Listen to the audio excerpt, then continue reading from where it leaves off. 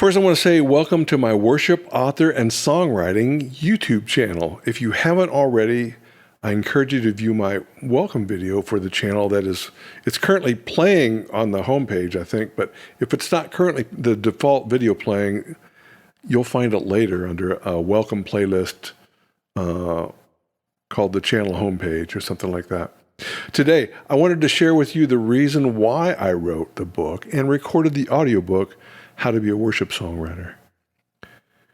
There are different levels of the question why, so I wanted to begin with why I as a person am driven to write. You know, what motivates me? What sort of life experiences do I have that drive me to write a book, to drive me to write and produce a book? And why should I spend my time producing books and audiobooks? I'm going to do a deeper dive on these questions in a more general author way, but I'm going to hit the highlights right here, plus the individual inspiration that drives me to write this particular book. So I think there will be a longer video on this first reason with all those deep dive personal questions, but I wanted to take a moment and talk about many of these questions with you in this video, like what motivates me to write, record, and to publish. It's really simple for me. I feel driven towards this because I feel God has designed me to share these things with you. This is one aspect. This aspect of writing and sharing is how I feel that God has equipped me to get the word out about congregational songwriting. I have learned so much about book writing lately. I've always loved to write over the years, and I've written a lot of articles and blogs published on the internet. But I'll tell you that this form of writing, book writing, is different. It's not that it's so different from the free-form content so many of us write and post on the internet. It's that this form of communication, book writing, is a form of writing where the author better be concerned about how to effectively communicate an idea and learn how to be grammatically correct and eliminate typos. Now, all this talk about you don't need to write a perfect book with no typos, blah, blah, blah, blah, is another conversation. But my take is that much like a great worship song time in church, writing books is all about removing distractions. The goal is to effectively communicate your intention or your message without distractions. And those loose grammar things and typos are distractions when writing. When writing, you want nothing other than getting your point across. Because otherwise you'll lose the attention of the reader. You know, there's fiction writing and then there's nonfiction or how-to. I've only attempted to write a fiction book one time in my life, and I miserably failed. And it's not to say I couldn't learn how to be an effective fiction writer, but I'm built to be a nonfiction writer. I mean, for one thing, I'm just way too serious of a type of a guy. I mean, I love huge fantasy. I love Star Wars, and I'm a big fan of that sort of escape. But as far as being a creative, I've always leaned towards the nonfiction type of writing. I've been writing how-to materials for years at my work, and so I love that sort of thing. And it's kind of translated to learn how to love to communicate this mission I have from God about teaching songwriters. I am a songwriter, and that's part of the drive. I have over 70 songs published in my CCLI song catalog, but I'm not talking about how to write songs. I will do that later in some other videos, but I'm talking about writing books. I am writing my books because I believe that songwriting in the church needs to learn, evolve, and grow. There will definitely be other videos on that single point, that the church should learn to evolve, learn, and grow.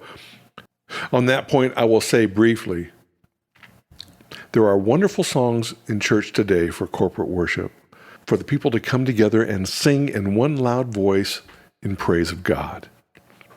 And I would never say that those other songs need to go away. No. What I would say is that worship songs need to evolve from so many songs about how God makes me feel, and start praising God for the mission Jesus has for us, to exclaim how we can bring his kingdom here, to amplify Jesus' mission to us of shalom, how we can transform each other, and how we can change and grow to find true peace and prosperity together, to sing about the poor and the downtrodden, and our mission to show them about the grace that God has given to them.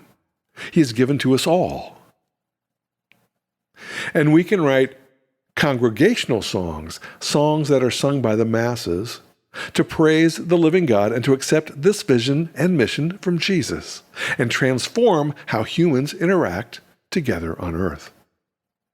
As I say, there will be another video or two on the future of worship songwriting later. But for now, I want to talk about books. I have been in book writing mode over the last few years, but I'm getting ready to get back into the worship songwriting mode, and I'm really excited. And I just found it really cool today that when I thought of this, I actually had an inspiration for a new worship song. I wrote down and recorded the main idea to work on it later. So what sort of life experiences do I have that drive me to produce a book? I've been a lifelong musician in the church.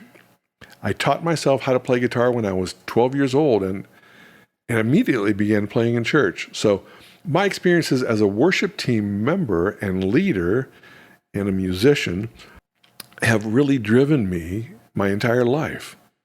It's no coincidence that God gifted me with the ability to write, too. It's like, yes, Lord, I will write about my experiences and do my best to pass on what I have learned. Now, who am I? Nobody. But what I have, I will give.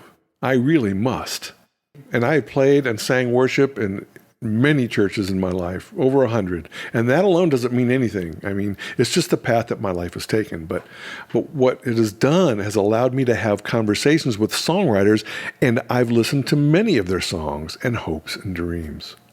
The same aspect is true of my experience as an independent music publisher. I started a record label in the 90s and into the early 2000s, and we produced 5 albums and physically distributed them to 15 countries, to Christian radio stations around the world. And at the time, my website was the #1 search engine result for the term Christian music publisher, and my mailbox was flooded with song demos and letters from songwriters, many of whom were desperate to have someone listen to their songs and to get them heard, to get them published. So, thank you very much for listening to me today. I sure do appreciate your time. I appreciate the time that you've taken to take a look today at getyoursongsheard.com and get my free book or audiobook, How to Be a Worship Songwriter, and my other books at a discount. If you're interested in having me as a speaker or for a podcast, please go to StephenRobertCass.com. That's StephenRobertCass.com. Thank you so much.